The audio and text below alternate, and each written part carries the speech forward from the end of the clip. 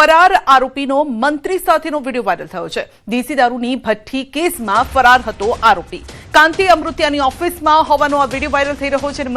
મંત્રી કાંતિ અમૃતિયાની ઓફિસમાં જિલ્લા પંચાયતના સદસ્યો સાથેનો વિડીયો જોવા મળ્યો છે। તો હળવદના અજીતગઢના તાલુકા પંચાયત ભાજપના ઉમેદવાર અને અજીતગઢ ગ્રામ પંચાયત સરપંચ પતિ રજની પટેલનો વિડીયો વાયરલ થયો છે।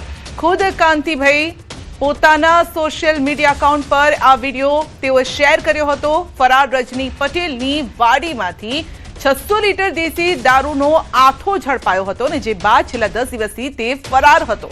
પરંતુ હવે જ્યારે આ વિડીયો વાયરલ થઈ રહ્યો છે, આ વિડીયો સામે આવી રહ્યો છે, ત્યારે અનેક સવાલો ઊભા થઈ રહ્યા છે।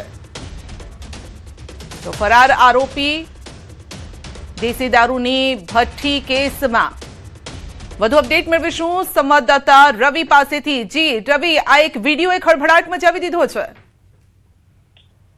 મોરબી પાસેના હળવદ તાલુકાના એક ખેતરમાં રજની પટેલની વાડીમાંથી દારૂની ભઠ્ઠી ઝડપાઈ હતી।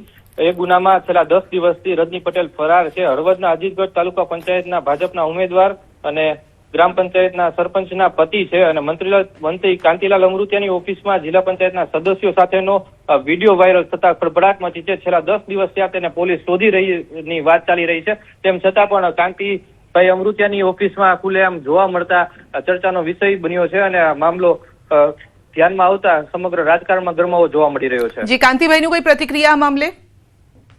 ના, બિલકુલ કાંતિભાઈની કોઈ પ્રતિક્રિયા હજી સુધી સામે આવી નથી, પણ હાલ રાજકીય ગરમાવો જોવા મળી રહ્યો છે। જી, આપનો આભાર અમારી સાથે જોડાવા બદલ।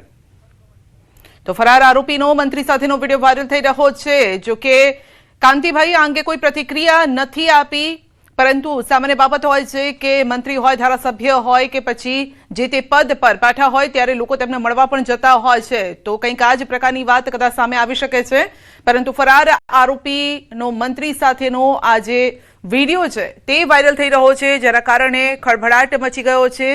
રાજકારણમાં અત્યારે આ ચર્ચાએ જોર પકડ્યું છે।